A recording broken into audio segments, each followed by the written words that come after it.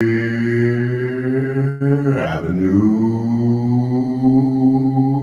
Radio.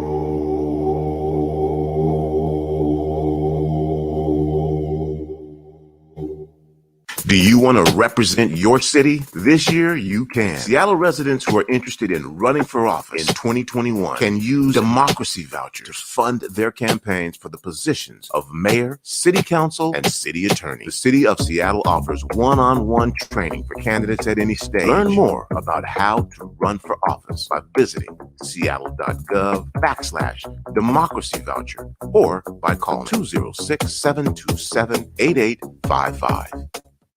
Sunday nights from 9 p.m. to 11 p.m. Pacific Standard Time. It's K-Fox Night Beat with DJ Nastiness. Bringing back the memories. Bringing back the memories.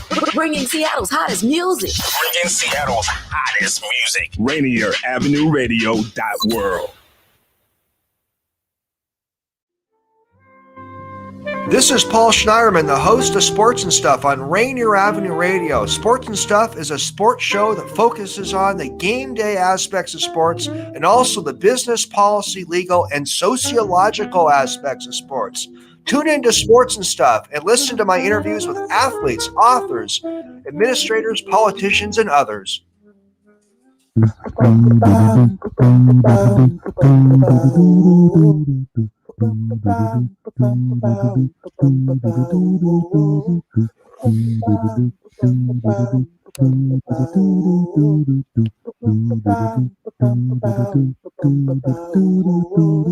Wash your hands, don't touch your face, wipe things down, clean up your space. When you cough and sneeze, do responsibly. If you feel you're getting ill, isolate at home and chill. No, you're not alone. Please pick up your phone and call 206-477-3977. King County 206-477-3977. Public Cell 206-477-3977. King County 206-477-3977. Public Community Radio Station will provide you with more information. Say Radio. Your community radio station will provide you with more information. Rainier Avenue Radio. Oh, yes, it's ladies' night. This is Paul Pearson, host of Star Time. And when I'm not trying out new wigs and cocktail dresses, I'm listening to Rainier Avenue Radio .world. Right. Oh, yes, it's ladies' night.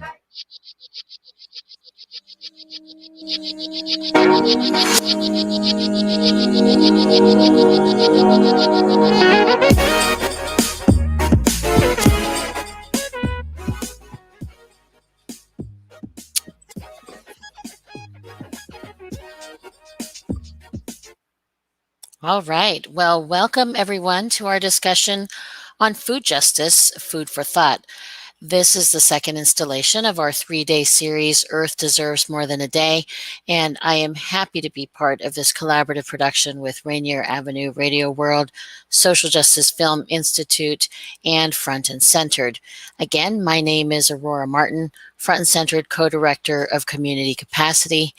And before we get started, I do want to just take a moment to express how much we lift our hearts to the memory and man who is George Floyd. Last year, the nation and the world bore witness to his murder on the pavement in Minneapolis. Millions of people rose up and protested, demanding justice. And in that same summer, in the midst of a pandemic, his spirit rose through the millions marching, demanding justice. So yesterday's guilty verdict affirmed that what we already knew to be true. And remarkably, so many of us had a sense that justice was delivered, accountability was held.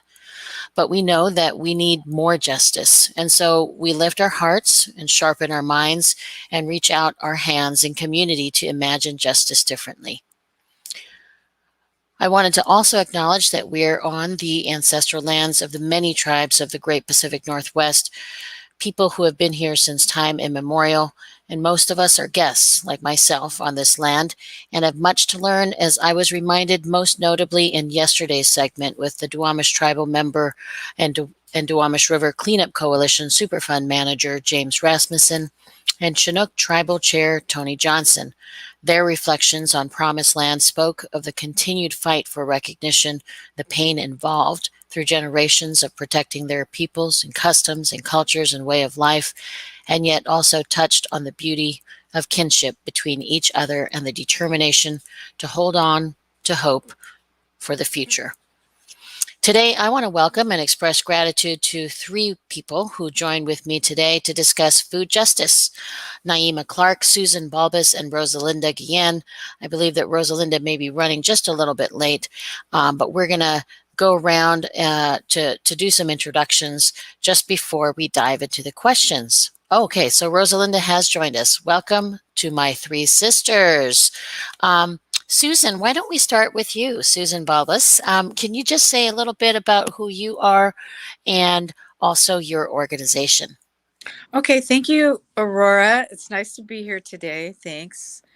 So my name is Susan Balbas. I was born in California.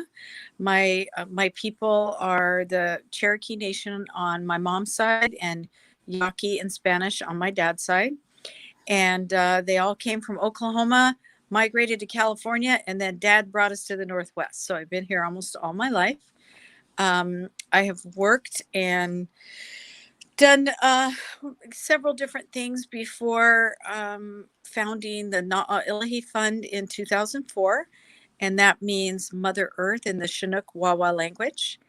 And we work in a number of areas. We do Indigenous-led grant making is what we call it, which is not like mainstream grant making. We combine capacity building, cohort learning, workshops, working in community directly with our staff with grant funds and resources. And so we build leadership that way. We work around food sovereignty, food justice, land back. We have launching a new land conservancy this year. We've been doing a lot of COVID response this past year. So we've been a busy crew. So, oh my gosh. Well, yeah. Thank you. Mm-hmm. Thank you, Susan, for that overview and introduction. Rosalinda, how about we go with you next? Thank you. Hi, Susan. It's good to be here. Rosalinda. Yeah. How fun to be with both of you and Nyema as soon as she joins us. So it was interesting listening to you, Susan, because I was gonna kind of riff off of you. I'm a Mexican woman, a farm worker woman who grew up part of my life in Mexico. My parents are from Texas, in Michoacan, and Coahuila. And then my father was a migrant worker all over the country. And then in the 1950s, he decided we were going to settle in La Conner. And just like Susan, my father brought us to the Northwest. Didn't ask us. Didn't ask. Said, this is where we're going. Right. This is what we're doing.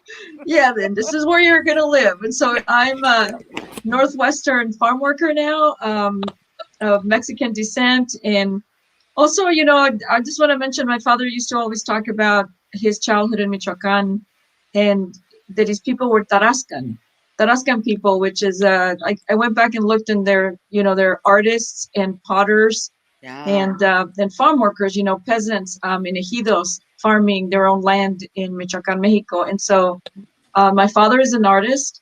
I am a farm worker and I'm the founder of Community to Community Development, which is a women ecofeminist-led organization based in the Northwest that we do a lot of work on food sovereignty from a farm worker's perspective. And I clarifying that from a US-based farm worker perspective. So my family for generations, as far as back as we can remember, have been workers of the land, whether in our own little pieces of land in Mexico or farming under the corporate industrial agricultural sector in the United States. So And so our perspective is looking at the agricultural industry and working to transform it through a just transition framework to a food system. And so our work is, a lot of our work is around farm worker rights. It's about addressing the immediate need of farm workers in Washington state and supporting in solidarity other farm workers across the country. The poverty, the harmful damage done to their health by pesticide usage and toxic usage in food production. But then we're also very much involved with our brothers and sisters that are looking to bring back a food system that's really food, that's good for your body and your soul, recovering our lost traditions of language, indigenous tradition from Mexico. And I want to say that a lot of our constituents of community to community are from southern Mexico, from Oaxaca, Guerrero, of Triqui and Mixteco background. And I want to thank them for reviving in us our traditions. But I also wanted to recognize, I always like to recognize that I would not be the person I am today if it wasn't for my Sunamish brothers and sisters and the relations that I've had with them and the comfort and friendship and brotherhood and sisterhood that they gave me growing up in pretty much an all-white place. That they were here waiting for me or present on their land. The only brown people when we arrived literally was solace to my heart when I was a child. And it really had an impact on me. So yeah, it's who I am. It's what we do. Thank you, Rosalinda. Thank you. And I see that Nyema is also back in the virtual studio. So would love to have Nyema introduce yourself and a little bit about Nurturing Roots as well. Thank you. It's so good to see everyone and meet everyone. Hi, Nyema. Virtually meet everyone. Hi. I'm Nyema Clark from Nurturing Roots. Forgive me, I'm broadcasting live from my bed. I had an injury in my back yesterday, so I'm taking it easy for right now. Oh my goodness. Yes, Nurturing Roots is all about sustainable agriculture awareness. So a lot of, the indigenous practices that a lot of our ancestors have always believed as tried and true. We are trying to bring that back to our existence, bringing back our humanity, finding more ways to connect with, agriculture in more ways than just, Discovery Channel or however, that distant connection may be. To me, I think a lot of our practice as human beings has always been self-sustainability, and especially in folks or in people, in communities of color, folks really need an opportunity to heal. And the land, I've found a lot of healing. So for me, that's really what Nurturing Roots is all about. We do events. We had an amazing farm to table dinner, but also we had an amazing movie night with Aurora. That was fantastic, being able to welcome folks on site when COVID, was in a heightened time, but we were still able to come together, sit in our cars and watch a nice film at the farm. So Nyema, born and raised in South Seattle, but so awesome to be here. It's my first time on Rainier App. Oh my goodness. This is going to be a delicious conversation, ladies. And I also feel like it might well be therapeutic because I know that the audience, but I am going to be moved by the stories that I sort of elicit from you three. And I wanted to, because I know that from each of you have had individual conversations about what brought you to this work and your personal path. And the fact that each of you have founded an organization that is, I think, an extension of who you are, from community to community, literally, to Na'a Ilahee Fund, which means Mother Earth, to then Nurturing Roots. In terms of the roots from where you come from, Nyema. So I wanted to start out with a personal question for each of you about the story of what led you to this work, and if the pathway was planned, or if it was kind of a surprise. Susan, how about we start with you? Okay. Thanks, Aurora. I'm definitely going to point to my grandparents. They were very traditional. My grandparents on my mom's side came from Oklahoma. Well, actually from Arkansas and Kentucky, but they did food the old way, right? We learned at a very early age how to compost, how to take care of the soil, how to save seeds, how to plant different plants. And we lived in an area where everything flourished, right, in California. And we grew up eating all fresh foods.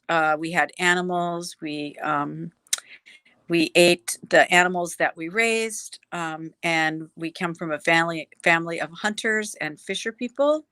So a lot of time went into food, from our heart to our hands and also my Yaqui grandmother had a huge garden. She had 16 children. She raised rabbits and chickens. And one of my early memories was picking the bugs off of the tomato plants and feeding them to the chickens. That's what the little kids do. So we learned about the circle of life. We learned about food as part of us and food as living. And so I'm very, very grateful for that. It skipped a generation. My mother was a woman of the 50s, and she liked canned vegetables and polyester. So, Oh my so gosh. yeah, I know.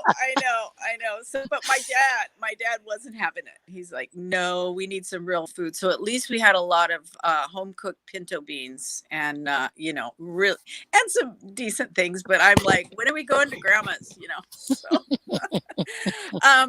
my grandma also had us up in the mountains. Both my grandmas were plant medicine people. So we never went to the doctor. We had tinctures as medicine with the plants. And I learned a lot from them.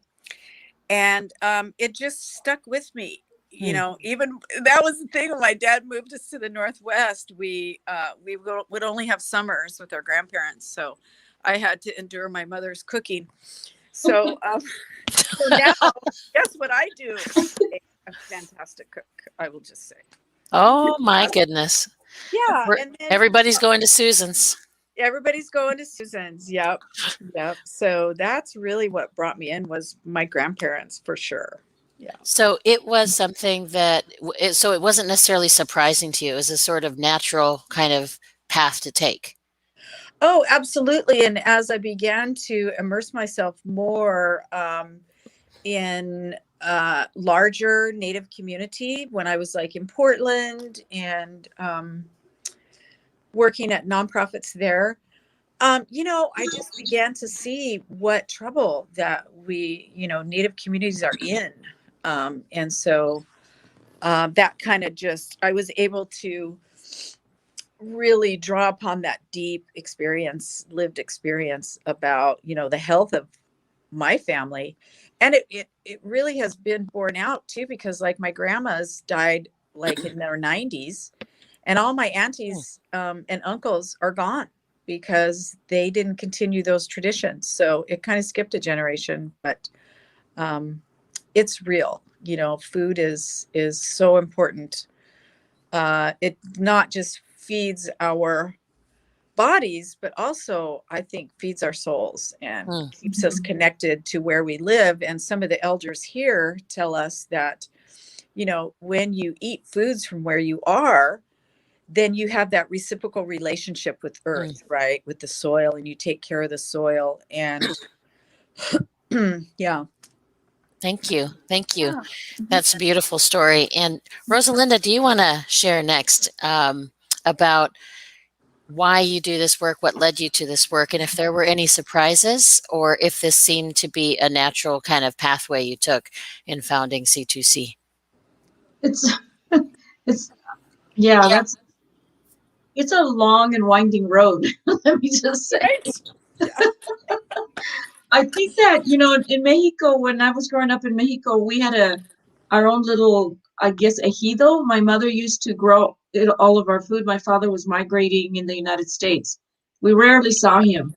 So my mother was the person that was feeding us and taking care of us. And she did the traditional food thing where she grew corn, squash, beans. We had chickens, eggs. We grew up with the food that she raised on, I think it was only like a half acre. But she did all the plowing herself, the planting. We helped her. We helped her with the, seeds and weeding, picking the corn, husking the corn because our tortillas were made from the corn. So we grew up that way in Mexico. And we went from that to a farm labor camp in Lacona, Washington. When my father brought us to the United States, he brought us into a farm labor camp. And at the age of 10, I went from that beautiful, still the happiest years of my life, seeing to a farm labor camp and working in the fields. And my father was working in the fields then too. So then my mother continued those traditions where I have to say I did not have a full can of Coke until I was like 28 years old. We were not allowed pop at home, not too much sugar. She cooked fresh vegetables from, that were bountiful in this area, fish, lots of seafood here. And so we had to learn how to eat fish, which was really difficult. I never really learned how to do that because in Mexico, it was a desert area. So we rarely had fish. And then here, tons of mussels and clams, oysters, crabs, shrimp, salmon. But we did learn how to, the first thing that we learned how to eat that we really, really liked was smelt. Do you remember that? Susan, I don't know if you remember the smelt runs. Absolutely. Oh my gosh. Absolutely delicious. Smelt runs. Oh yeah. Yes. Little smelt, little bit, fry it all up. That was the food I learned to eat. But we ate the food as best as we could that we were growing because it wasn't organic. Broccoli, cabbage, cauliflower, zucchinis, all of the stuff that's grown here traditionally. Of course, strawberries. So we ate good food because that's what my mother was insistent on. So, my mother's 92 years old now, and luckily she has written all her recipes down. So all of us are cooking that food, which is really good. But like I have to have beans. I must have beans, preferably pintos. And I must have corn tortillas. And if I can't find corn tortillas, wherever I go, I've traveled a lot. I always pack a bag of organic tortilla, non-GMO tortilla chips in my luggage because I have to eat corn.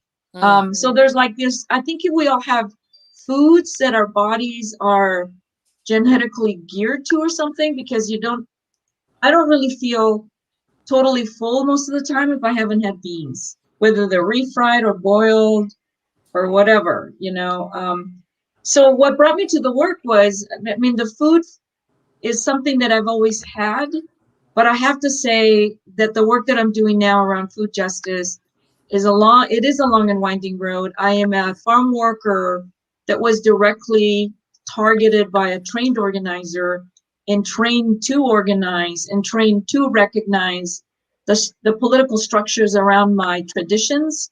I have to say, it was the Rainbow Coalition and Jesse Jackson that led me to the work, that led me to recognize who I was. And through them, I learned about Cesar Chavez and the farm worker movement and the political structure around food and labor, and how as farm workers, we were more machines being used at the expense of others. I don't know how many people realize this, but part of what happened to me in my life is that farm workers are encouraged to assimilate and remove themselves as fast as they can from the food, from the agricultural industry if they can. Get away from it because it's so exploitative. So I did. I was a farm worker until I was 28 years old, and then I began working at Skagit State Bank. So the other weird alternative route in my life is 16 years in the banking industry. And that is where I lost my language. My traditions faded. Even the food changed, I have to say. Even the food, changed a little bit. But it was the political work of trying to elect the first Black president, Jesse Jackson, in the 80s, that really led me to the work I do now. Multiracial, multicultural, political relationships, that of course a lot of the time there was food. There's always food engaged or involved in all of that. So, but learning my relations with the native people here and those relationships in their lives, how they intertwined in oppression, how the oppressions, recognizing that connection of oppression on brown and black people is what really brings food to our work and food sovereignty. That is the connecting essence of us coming together on a table, literally, and enjoying with joy what we like to eat. So yeah, that's what I can say right now. Amazing. Amazing. And I think it's a great segue to Nyema, your story, because I've had the honor of actually getting to know you, both on the farm and also on the stage and on screen.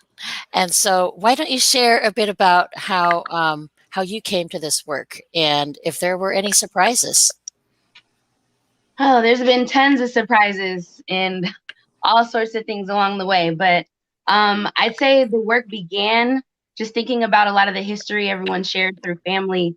Definitely with my mom being a florist, being a creator, my grandma being a creative. I like to call her a chemist when it comes to making pies or cakes or whatever it was in the kitchen. It's like she didn't need a recipe, just give her the ingredients and there you go. But to me, being able to create things and kind of self-sustain has always been really paramount with women in my family. I transitioned into, I guess, agriculture in my professional life when I started a business with a friend of mine at Pike Place Market. And we were handcrafting seasoning blends. So we would grow all the different herbs and, so we were growing oregano, thyme, lavender, all sorts of things. And we started getting into peppers.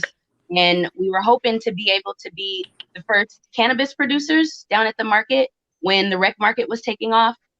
They never went that route for herbs, but we were doing amazing work, doing a lot of the culinary work. But through that, I think I was kind of just engulfed in all of the experience of tourism and the idea of a commodity, and the idea of capitalism and, this sense of, I don't know, just being taken from. The community that I was from wasn't necessarily thriving because of the work I was committing to. Can you hear me? Yes. Yes. Okay. Yes. But the community I was from wasn't really thriving from the work I was engaged in. And at the end of the day, it just didn't feel as full as I think I wanted to feel. So starting Nurturing Roots was just my opportunity to kind of keep furthering that social justice arm. I was a young person that did a lot of social justice work. I was unfortunately impacted by a fight that I got into with a friend of mine. I had a tough background, so getting jobs, all the sorts of things that you run into with this stigma, I ran into. So for me, being an entrepreneur was, definitely that avenue that I took for success. But Nurturing Roots was really created again because that humanity was missing. I think once I was an adult, I had this big, what can I do? I was really into conspiracy theory, or I was really into truth seeking. And for me, it was like, all of these things are structurally impacting my community. This is why my friends have asthma. This is why, all of these things are going on, or, this is prevalent in my neighborhood and not in a more affluent neighborhood. So I think a lot of those started triggering me. I definitely wanted to impact the community in a different way. So Nurturing Roots was born. It's been about 6 years now. And in the beginning, it was really just, stretching a water hose from our organizing space and watering small plots in an overgrown, deserted lot on our campus. And it slowly transitioned into this really heartfelt, I couldn't imagine where Nurturing Roots is today. We're working on acquiring 38 acres in Auburn, trying to, do a lot of that community that was just spoken about with indigenous communities, Black and brown folks. We have to come together and figure out where we see, ourselves in a together space. There's definitely a trauma on both sides, and there is an impact that structural racism has had on our communities. So definitely finding more ways so that, we can come together with the Muckleshoot tribe out in that community. So for me, definitely I came through agriculture, really strange through capitalism and value-added products. But I kind of found my footing in the heart work. Nurturing Roots does not sell produce. We are really impacted by folks being able to see that full life cycle of that plant. Eating seasonally, that is something that impacts our bodies. Like was said earlier, like to me, there's so much more to food and so much more to our environment that we can learn from, that we're so often just, we have this exchange that we have at Safeway, maybe. We have this exchange that's monetized instead of, really being still and seeing a plant is growing at a different scale than us. And you can see it in a time lapse, but you might not appreciate it if you're looking at it under the gaze that, we are always subjected to. So anyway, that can go forever. That's perfect. That's This how is I can well, and we're going to take a short break, and then we're going to dive into what food justice means to each of you. Rainier Avenue Radio World, celebrating 4 years of broadcasting 24 hours a day, 7 days a week, in the interest of South Seattle and surrounding communities. Hey, it's Tony B, and yes, I'm excited to share with you that April 1st is our birthday. This one is our 4th of amplifying the diverse voices in our communities, broadcasting community events, providing award-winning instructional classes to youth and adults, supporting our music communities in all genres and forms, hosting critical conversations, and making sure that we are who you are. 2020 provided us with the opportunities to meet the needs of our communities. Rainier Avenue Radio is proud to have provided our communities with the most comprehensive coverage of how the coronavirus did and continues to impact our communities. And so, for our birthday, on behalf of our amazing staff, volunteers, and show hosts, to all of our contributors, supporters, listeners, and viewers, thank you. Thank you for your support and patience while we were trying to figure out this internet and broadcasting media thing 4 years ago. Thank you to our youth students who took our courses in interdisciplinaries like communication, journalism, multimedia, math and coding, adult digital literacy, social media analytics, beat making, film, photography, and of course, broadcast. Thank you for staying with us even when we made mistakes. You know that when we provide opportunities for you to share your voice, thoughts, issues, concerns, and talents, then we look at that as growing together. As the African proverb says, that is how we will go far. We have grown, and you've grown with us. We have over 80 shows hosted or produced by members of our communities.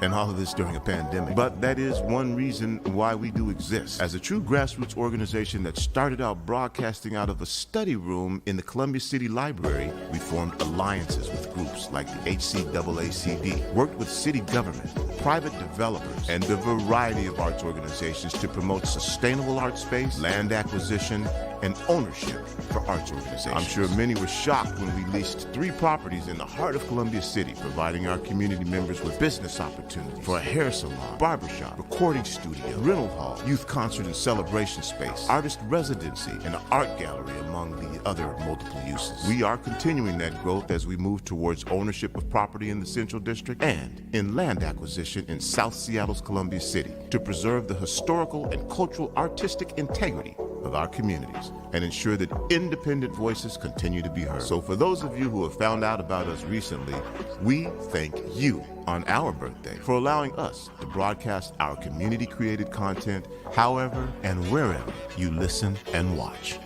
If you'd like to make a birthday donation to Rainier Avenue Radio, it would be much appreciated. Yes, times are tough, so any amount would be greatly appreciated. You will see the results. Here's how you can donate. You can go to our website at rainieravenueradio.world and go to the donate page. You can Venmo at Rainier Avenue Radio. You can send a check to Rainier Avenue Radio, P.O. Box 18774, Seattle, Washington, 98118. You can donate to Shunpike, who's our fiscal agent. Just indicate that your contribution is for Rainier Avenue Radio. Shunpike is a 501c3 nonprofit agency that provides independent art groups like ours in Washington State services, resources, and opportunities. Once again, happy birthday to us at Rainier Avenue Radio World. We are your community radio station. We will continue to provide you with community-created content, broadcast live from our communities, and of course, we'll bring you high school sports like nobody else can. Join us in celebration. Rainier Avenue Radio .world. All right, we are back after some really inspiring stories, fun stories, but also just kind of, I think for me, because I know each of you in a different way, just some moving stories about how you got involved in this work and why it is that each of you is sharing your work with the rest of the world.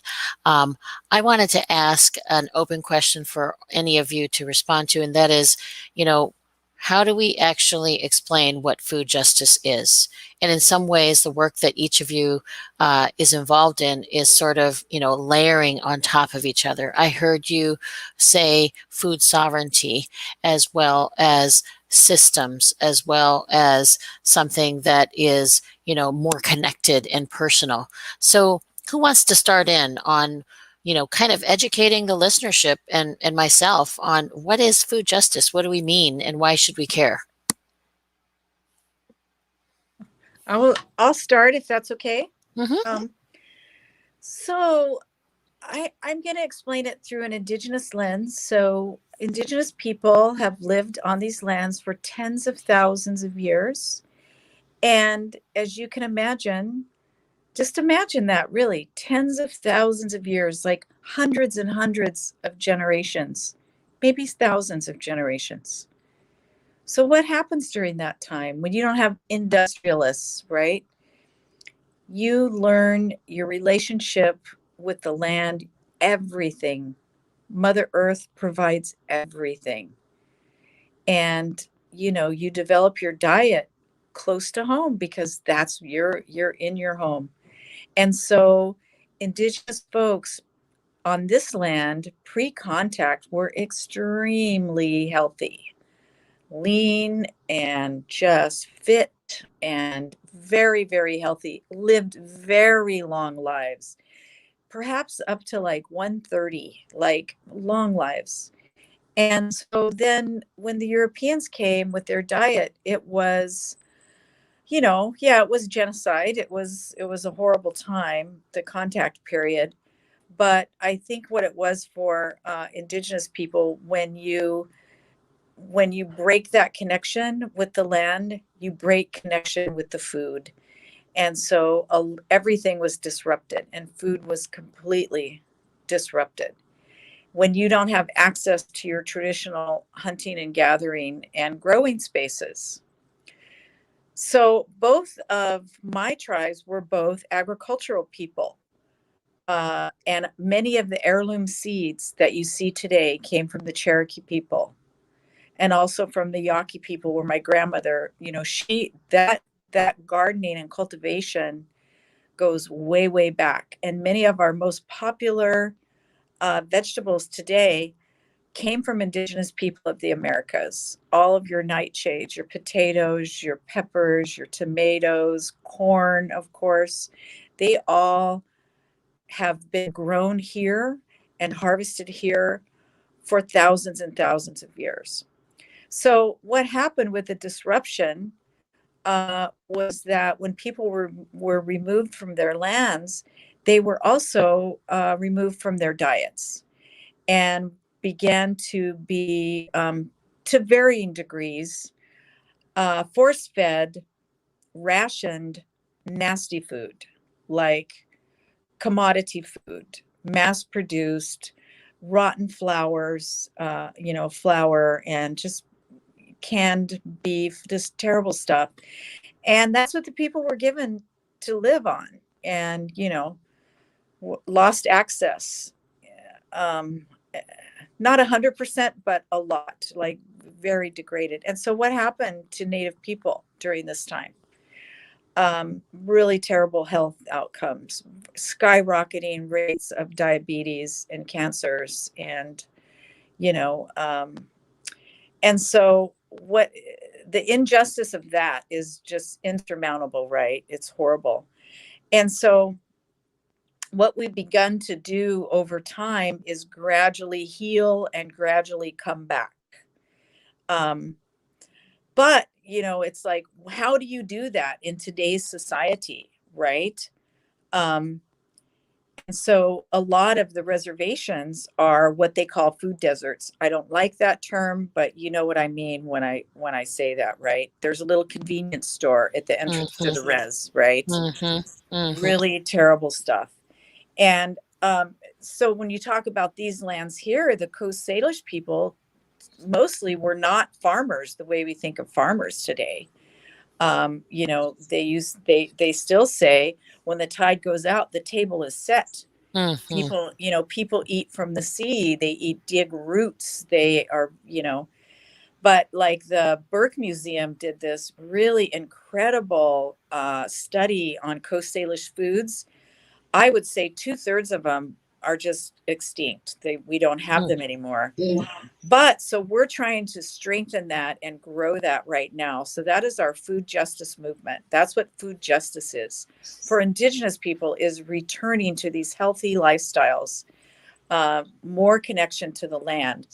So, and to increase food security, which, you know, not depending on that little convenience store at the opening of the res, or for folks that live in South Seattle, you know, where we're not a grocery store anywhere around, you know, similar to other communities of color. And so increasing food security by increasing access, right? And that is food justice. And then food sovereignty is when you get to a point where you actually choose your diet instead of having your diet chosen for you, like it has been for Indigenous people for a couple of 100 years, to get us back to health and connection and choice and self-determination. That's it. I think this is going to be a righteously delicious time. Who wants to also add to this basket of food justice meetings? Who wants to add to it? Nyema, it looks like you're getting ready already. Because I feel like you have to take me back to the farm when I was chasing the chickens there. Right. To me, all of it was just resonating with me. All of it to me is, you know, it's the way that we grew up in South Seattle, not even knowing what a food desert was. I don't know if that term was around that long, but it really, now we call it a food apartheid. But the idea that some communities have access to it and can move freely about the food, you know, healthy movement, but some communities just simply cannot. But again, just hearing about things that are just not here anymore. You know, there are not a lot of kids right now that are outside playing and exploring. So a lot of our food sovereignty and our food movement on Beacon Hill is really about re-engaging. Hey, you can watch a movie at the farm. Yes, there's no cow here, but we're a farm. You know, no, it's not a monoculture. This is why we have full diverse, you know, the biodiversity. But for us, it's really about reassociating how we even see ourselves in agriculture. As Black people, my first engagement about agriculture or farming was the slave trade and how I engaged in that as a Black woman. And to me, that should not be my first association with this planet, with the mother. This is something that feeds. This is something that I should almost triumph over knowing so much about. You know, my ancestors were geniuses. So in my opinion, you know, really being able to harness that strength in our food sovereignty, you know, having a more emotional connection to our experiences with even chickens, but with every piece of this earth, you know, every organism has a duty or has a responsibility, and a lot of that is connected. So reconnecting is something that I definitely believe we hold firm, is like, that is our pillar, you know, in our food movement. But yeah, I'll just leave it there. I know I could go on forever. Oh, yeah. I mean, I just love that it brought back those memories just of last summer when we had that outdoor film viewing. What was the name of that film again, Nyema? Oh, my God, it terrified me, but it was so awesome. We definitely started with a bang. It's called The Platform. Oh my God, Check that that is out. some heavy. That's heavy. Everybody Check watch that too. But okay, so Rosalinda, add to our basket of food justice definitions. Well, I mean, I really think that when we're talking about this particular food basket, it really is about refilling it, right? Because even with the farm worker community, we have farm workers working in agriculture that are so exploited, and the poverty rates are so high. You know, the lifespan of a farm worker is 49, and it went down with the pandemic.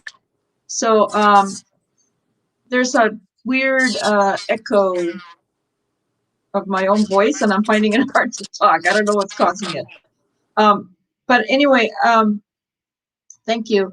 What I wanted to say is that for a lot of the work that community to community does is to try to have farm workers return to that love of growing food.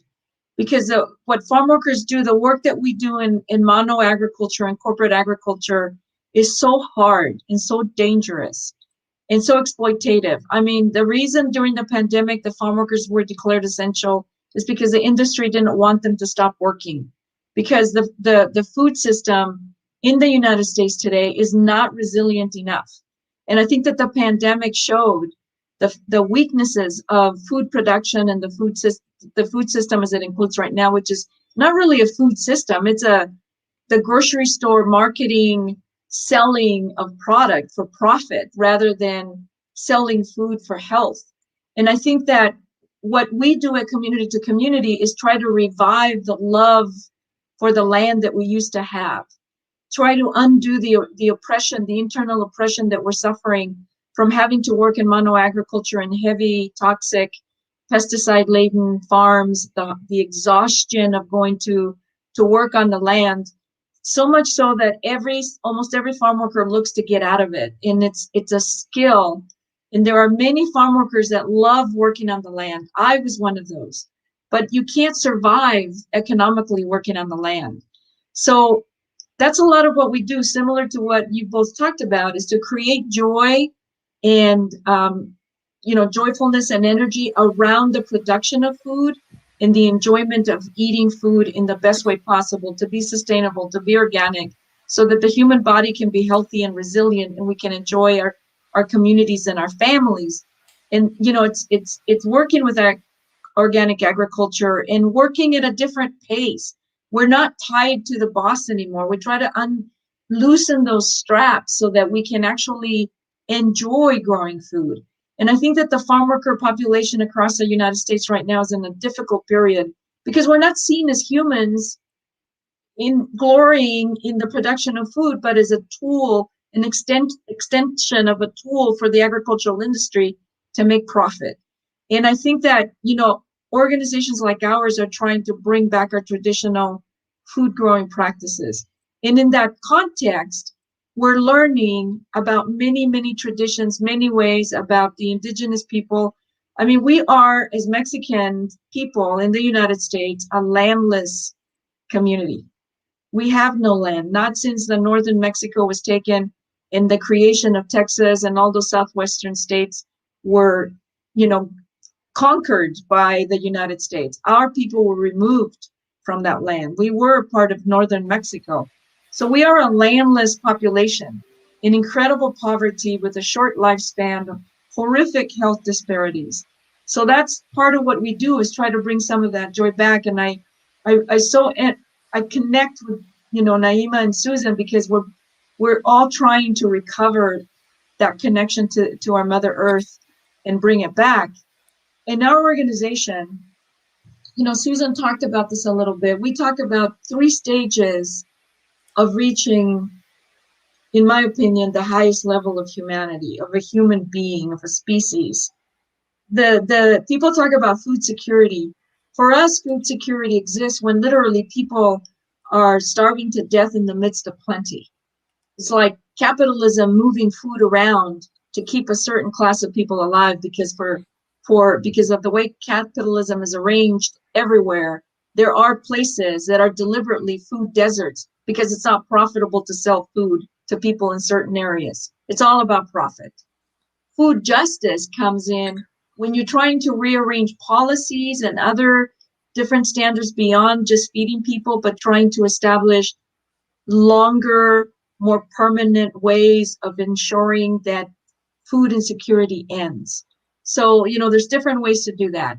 The food bank has become from a food security, temporary feeding place to now almost a permanent, necessity in many poor communities that there has to be a food bank for those that can't afford healthy food. But our focus is food sovereignty, with the highlight on the sovereign part, the sovereignty. So for us, food sovereignty is about being sovereign as a human, in having that sovereign connection with Mother Earth the way that we want to have it. So having food sovereignty means that you can eat the food you want to eat, the way you want to eat it, and where you want to eat it. And you can eat that food in community. And food sovereignty is about, in my opinion, really the most exalted level is humans eating together and celebrating each other's ability to bring something to the table, literally, and share with another human. My father used to tell me, in the midst of working in the fields, he saw the beauty of the food growing on the land and would remind us that no matter how tough it got, the work that we do growing food for other humans was graceful and important, because we were doing something important. And not everybody can do what we're doing, which is growing food from Mother Earth.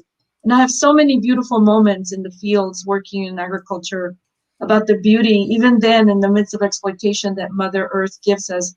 And I hear it from other farm workers even today. The smell of the earth, the sunrise, the way the rain feels when it falls on you, even though you're out there working in the field. So there's food sovereignty is about that. And I think that we used to have full baskets, all of us, our communities, right? Beautiful, beautiful full baskets. Now we're trying to fill them. Sorry. Go ahead. No, that's okay. I was just going to say that I wanted to hold that thought to have Susan and Nyema also react to what you just painted as a picture. Because for me, the picture that all three of you are painting is almost this sort of infinite table, an infinite table of justice, where you're able to share and you're able to grow and you're able to eat together and create a sense of community where we can share these stories. But Nyema and Susan, why don't you add to that table of justice kind of imagery, and also, feel free to identify how it is that and why it is that we would even venture to talk about food justice during this Earth Day week, because you've all touched on issues of inequity and health access and quality of life. Nyema or Susan?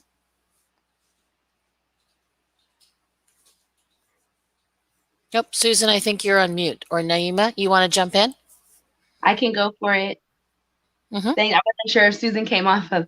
But yeah, just, echoing definitely, the food justice part for us is a lot of, the food sovereignty is, the access, but definitely how you can educate yourself on growing these amazing fruits and vegetables that you, of course, pay top dollar for, but are also organic in your backyard or in your windowsill or, in that light corner in your house. But how can you, create your own sovereignty within your own space or within your own, resource capsule?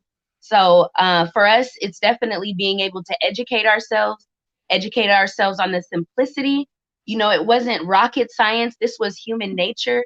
There's a reason why you can look at a plant and see the distress in a leaf.